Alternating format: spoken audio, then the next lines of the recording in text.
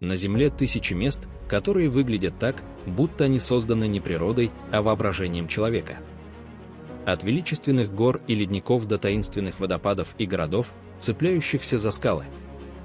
В этом путешествии мы отправимся к 10 самым невероятным локациям планеты, местам, которые захватывают дух, вдохновляют и навсегда остаются в сердце. В самом сердце Патагонии, на юге Чили, раскинулся национальный парк Торрес-дель-Пайне, одно из самых живописных мест на планете. Его символ – 3 величественные гранитные башни, вздымающиеся к небу, словно гигантские стражи, охраняющие первозданную природу. Ландшафт парка поражает своим разнообразием. Здесь соседствуют ледники, бирюзовые озера, извилистые реки и бескрайние степи. Этот контраст создает неповторимую атмосферу дикой и одновременно гармоничной красоты. Богат и животный мир. В этих местах можно встретить стройных гуанако, осторожных пум, величественных ханских кондоров и множество других видов животных и птиц, обитающих только в Патагонии. Торрес-дель-Пайне – это настоящий рай для путешественников. Пешие маршруты здесь ведут через долины и перевалы, открывая потрясающие панорамы заснеженных вершин и ледяных массивов. Каждый шаг словно переносит вас в другой мир, мир, где природа остается хозяйкой, а человек лишь гость. Посещение этого парка – это не просто путешествие, а встреча с дикой красотой Земли, которая вдохновляет, восхищает и навсегда остается в памяти.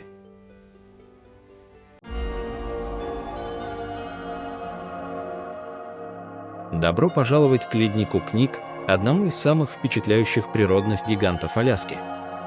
Представьте, ледяная река длиной почти 40 километров, спускающаяся с гор Чугач прямо в широкую долину. Здесь все кажется застывшим во времени. Толща льда уходит в глубину на десятки метров, а трещины переливаются оттенками от нежно-голубого до насыщенного сапфирового. Каждое движение ледника – это медленная, но неумолимая сила природы, которая формировала эти места тысячелетиями. Весной и летом у его подножия рождаются мощные реки, несущие талую воду по бескрайним просторам. А вокруг нетронутая дикая природа, орлы летают в небе, медведи бродят вдалеке, а в воде можно встретить нерп. Для путешественников это не просто место, а настоящее погружение в дикую стихию. Сюда прилетают на вертолетах, чтобы увидеть ледник с высоты, или отправляются на лодках по ледяному озеру среди гигантских айсбергов, отколовшихся от его края. Кник – это напоминание о силе и красоте нашей планеты. Здесь природа говорит с нами своим древним языком, и каждый, кто побывал у ледника, уносит с собой ощущение величия и тишины, которую невозможно забыть.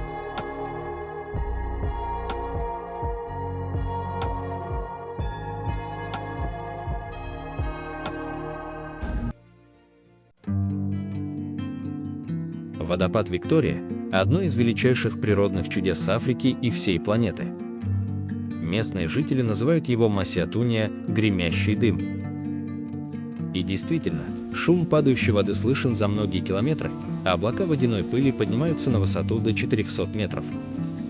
Высота водопада – около 108 метров, а ширина достигает почти 2 километров. Это делает его самым протяженным водопадом в мире. Потоки реки Замбези силой обрушиваются в глубокую расселину, создавая зрелище, которое поражает даже самых искушенных путешественников. В разные времена года водопад выглядит по-разному. В сезон дождей он превращается в сплошную стену воды, а в засушливый период открываются островки и уступы скал. Здесь расположены знаменитые смотровые площадки, мост Виктория и остров Ливингстона. А для самых смелых – бассейн Дьявола – естественная купель прямо на краю обрыва. Водопад Виктория – это место, где ощущаешь всю мощь и красоту дикой природы Африки.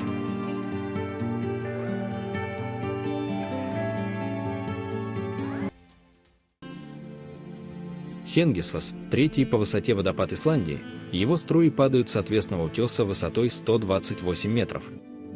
Он расположен на востоке страны, недалеко от озера Ларфлёут. Главная особенность водопада – удивительные слоистые скалы, в которых чередуются базальтовые породы и красные прослойки глины, образовавшиеся миллионы лет назад.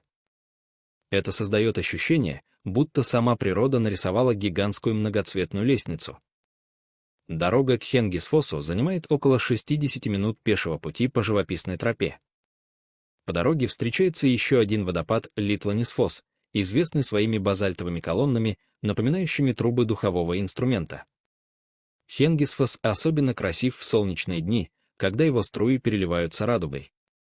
Но и в пасмурную погоду он производит мистическое впечатление. Кажется, что ты оказался в декорациях к скандинавской саге. Это место привлекает не только туристов, но и геологов, ведь здесь можно увидеть наслоение древней вулканической истории. Хенгисфосс — яркий пример того, как Исландия соединяет суровую силу природы и завораживающую красоту. Доломитовые Альпы — это одни из самых живописных горных массивов Европы, расположенные на северо-востоке Италии. Их еще называют «бледными горами» из-за уникального цвета скал, которые на закате окрашиваются в розовые и оранжевые оттенки. Это явление носит название Энросадира и считается настоящей визитной карточкой региона. Высочайшая вершина массива — Мармолада, достигающая 3343 метров. С ее ледника открывается панорамный вид на десятки долин и пиков. Эти горы славятся своими необычными формами. Острые шпили, отвесные стены и гигантские плато напоминают декорации к фантастическому фильму. Не случайно Доломиты включены в список всемирного наследия ЮНЕСКО. Летом сюда приезжают альпинисты, туристы и велосипедисты.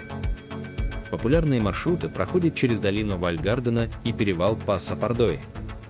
А зимой регион превращается в один из крупнейших горнолыжных курортов Европы. Доломиты — это не только горы, но и культура. В долинах сохранились старинные деревушки с деревянными домами, альпийскими пастбищами и традиционной кухней. Это место, где природа и человек живут в гармонии, а каждый рассвет и закат превращается в спектакль, который невозможно забыть.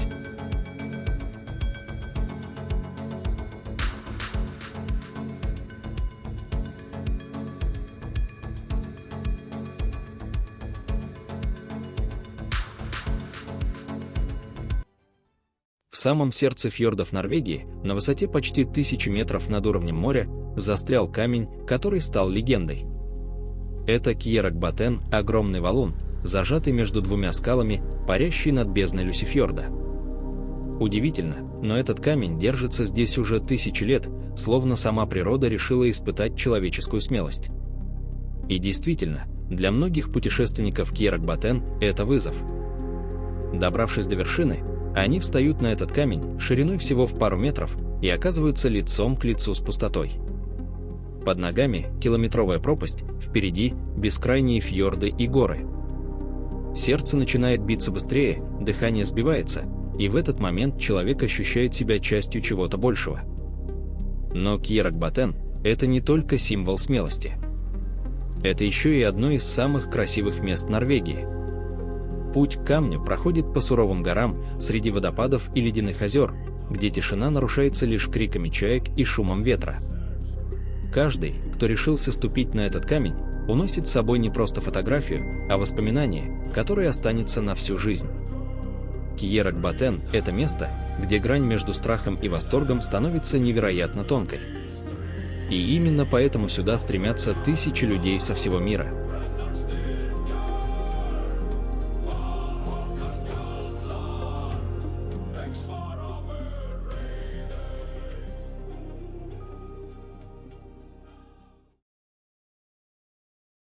Перед вами самая высокая статуя в мире. Статуя Единства возвышается на 182 метра, что почти вдвое выше статуи Свободы в Нью-Йорке. Она изображает Сардара Валабхабхая Пателя, человека, которого называют «железным человеком Индии». Именно он сыграл ключевую роль в объединении более 500 княжеств в единое индийское государство. Возведенная в штате Гуджарат на берегу реки Нармада, статуя стала не только памятником политическому деятелю, но и мощным символом национального единства. Ее строительство заняло всего 4 года, а в создании участвовали тысячи рабочих и инженеров. Внутри расположены выставочные залы и смотровая площадка на высоте 153 метра, откуда открывается потрясающий вид на окрестности и на гигантскую дамбу Сардар-Сарова. каждая деталь продумана так, чтобы подчеркнуть величие Пателя. Его поза выражает решимость, а спокойный взгляд устремлен вдаль, словно в будущее Индии. Сегодня статуя Единства стала одной из главных достопримечательностей страны. Это место, куда едут не только туристы, но и паломники, ведь для многих индийцев она – источник гордости и вдохновения. Это не просто монумент. Это напоминание о том, что сила народа в единстве.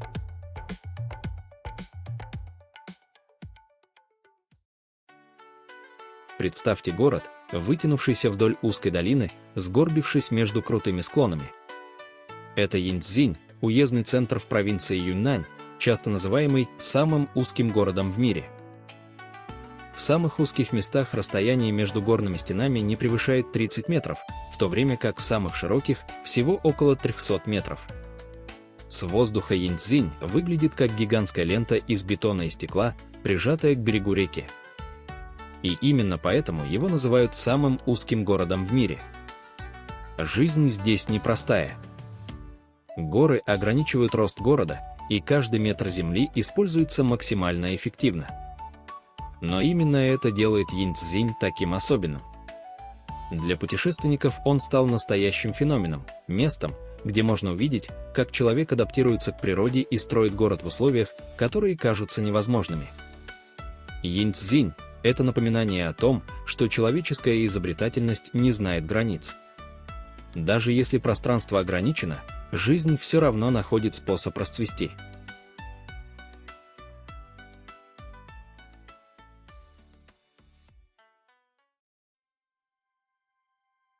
Представьте себе 7 гигантов, застывших в молчаливом дозоре на краю плато. Это Маньпупунер, одно из самых загадочных чудес природы России. 7 каменных исполинов высотой от 30 до 42 метров возвышаются над западным склоном Уральских гор, на территории строгого заповедника Печора-Илыч. Их возраст – около 200 миллионов лет. Эти останцы сложены из крепкого серицит-кварцитового сланца, который устоял перед ветром, дождями, морозами и жарой, тогда как мягкие породы вокруг постепенно исчезли. Для народов Манси и Коми эти камни священны. Их древнее имя звучит как Маньпупыкнер, гора маленьких идолов. Легенды рассказывают о самодийских великанов, которых шаман превратил в камень, наказав за гордыню. Так они и остались навеки символами силы и духовности. В народе их называют 7 сильных мужчин или каменные посты Коми-республики. Для ученых же это результат селективной эрозии, но для каждого, кто здесь побывал, Маньпупунер остается чем-то большим, чем просто геология. Добраться сюда непросто, ближайшие дороги и поселения за сотни километров. Паломники идут пешком из Коми или Свердловской области, иногда прилетают на вертолетах. Именно эта труднодоступность и сохраняет место нетронутым. Стоя среди этих каменных исполинов, невозможно не почувствовать дыхание древности. Они словно хранители ушедших эпох, каменные идолы и летописи Земли, пережившие миллионы лет. И тот, кто однажды увидит их собственными глазами, увезет с собой ощущение вечности. Добро пожаловать в Чжанцзяци, место, где реальность словно превращается в фантазию. Этот национальный лесной парк в провинции Хунань был создан в 1982 году и стал первым в Китае. Сегодня он – сердце огромного заповедного комплекса Улинь-Юань, который занимает почти 400 квадратных километров и входит в список всемирного наследия ЮНЕСКО. Главная особенность Чжанцзяци – тысячи узких колонн из песчаника, взмывающих над лесом. Эти башни сформировала сама природа. Вода, морозы, ветер и корни растений медленно точили камень миллионы лет. Многие из скал поднимаются выше 200 метров, превращая ландшафт в настоящую каменную сказку. Именно эти величественные формы вдохновили создателей фильма «Аватар». Одна из вершин здесь получила название «Гора Аллилуйя». Туристы могут исследовать самые разные уголки парка, районы Юаньцзяци и Хуаншижай, величественную гору Тиньцзы или живописную долину Золотого Кнута. А для того, чтобы увидеть этот мир с невероятного ракурса, здесь есть уникальные сооружения. Лифт Байлонг – самый высокий открытый лифт в мире, который за 1,5 минуты поднимает на высоту более 300 метров. Стеклянный мост Чжанцзяци, протянувшийся на 430 метров и висящий на высоте 300 метров над ущельем. И канатная дорога на гору Тиньмэнь с легендарным путем в небеса и поворотами, ведущими прямо к облакам. Чжанцзяци – это густые леса, глубокие ущелья, водопады, пещеры и озера. Настоящий рай для любителей природы и фотографов. Чтобы по-настоящему прочувствовать атмосферу этого места, нужно провести здесь хотя бы 2-3 дня, а лучше целую неделю. Чжанцзяци – это не просто парк. Это живая легенда, где природа сама создала мир мифов и чудес, а человек становится ее частью.